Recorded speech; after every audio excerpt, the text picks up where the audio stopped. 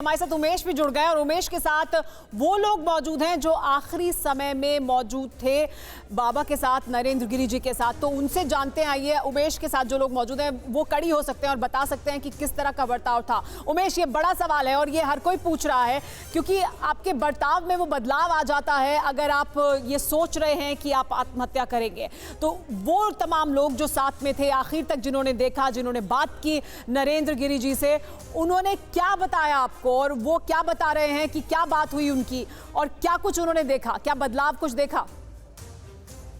जी, हमारे साथ माफ कीजिएगा अनुराग संची मौजूद हैं। आपसे जानना चाहेंगे अनुराग जी कि क्या आपने कोई बदलाव देखा? आपकी सबसे पहले तो ये बताइए कि आखिरी समय में बात क्या हुई, आपकी आखिरी बात क्या हुई थी नरेंद्र गिरी जी से? देखिए, बात तो अगर कही जाए तो बात में तो कुछ भी नहीं था। महाराज जी एकदम नॉर्मल थे, कभी ऐसा हम लोग को प्रतीत नहीं हुआ कि वो कोई ऐसी घटना या इस तरह का कृत्य करने के लिए सोच भी रहे। और ये आप लोग को भी अब तक मेरे ख्याल से क्लियर हो चुका है कि ये आत्महत्या नहीं, ये हत्या है। लेकिन अभी तक इसकी किसी भी प्रकार से जांच जो कर रही है पुलिस, बहुत मैं आपको माफ कीजिएगा रोकूंगी, हम वापस यहीं से बातचीत का सिलसिला शुरू करेंगे। लेकिन इस समय हमें प्रयागराज से तस्वीरें मिल रही हैं जहां पर भू समाधि देने के लिए पार्थिव शरीर को आगे ले जाया जा रहा है महंत नरेंद्र गिरी जी के। हमारे साथ अभिषेक मौजूद है। अभिषेक, सीधी तस्वीरें हम दिखा रहे हैं दर्शकों को, आप बताएं वहां पर क्या कुछ हो रहा है।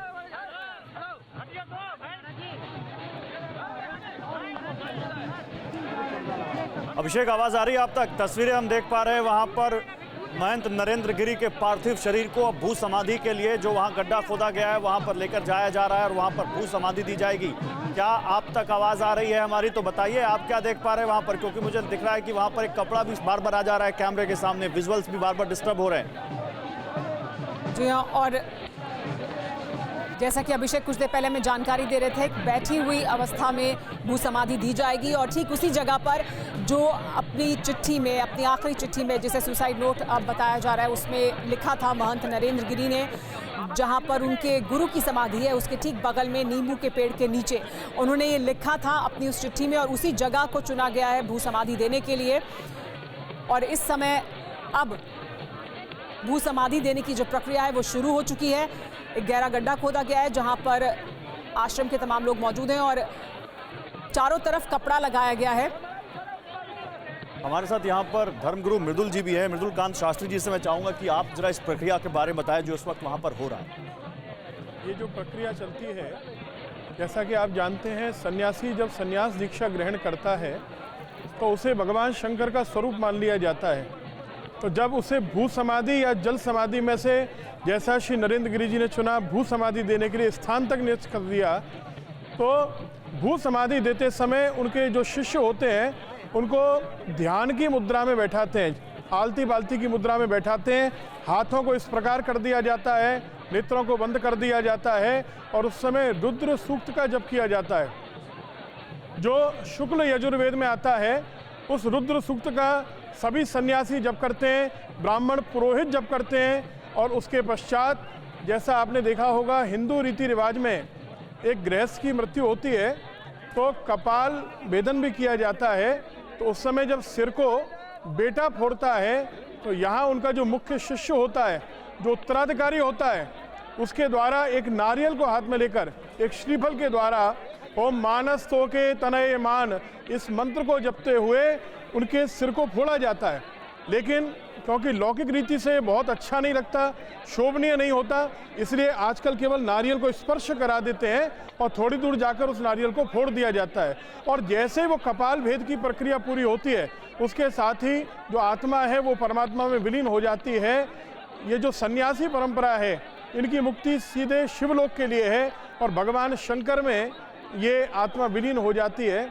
तो ये भू समाधि और जल समाधि, हम 5 तत्वों की बात करते हैं, 5 तत्वों से शरीर बना है।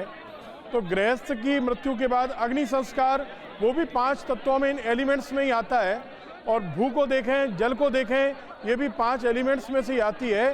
तो हम जहाँ से प्रगटे हैं वहीं पहुँचना है, शिव से प्रगटे हैं, शिव में ही हमें विलीन होना है। तो इसी को कहते हैं शिवत्व की प्राप्ति। जैसे ही भू समाधि दे दी जाएगी और नारियल फोड़ दिया जाएगा। मृदुल जी, मैं गलत नहीं हूं तो आदि शंकराचार्य ने भी केदारनाथ में भू समाधि ली थी?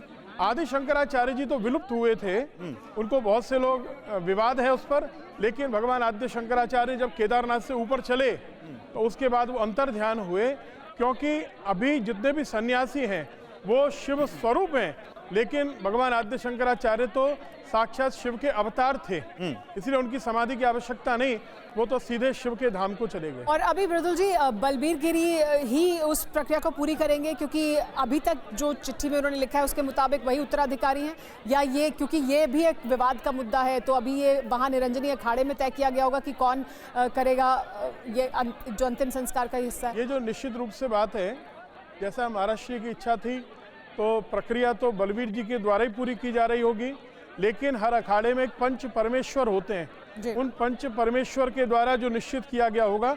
मुझे लगता है कि बलबीर जी के साथ साथ कहीं ना कहीं एक दूसरे साधु को भी इस प्रक्रिया में इंक्लूड किया जाएगा, 2 साधु मिलकर कम से कम, और साथ में सहयोगी के रूप में सभी शिष्यों का हाथ लगाया जाएगा, तब ये प्रक्रिया पूरी होगी, विवाद नहीं हो, इसलिए बलबीर जी के साथ किसी न किसी को इसमें रखा जाएगा।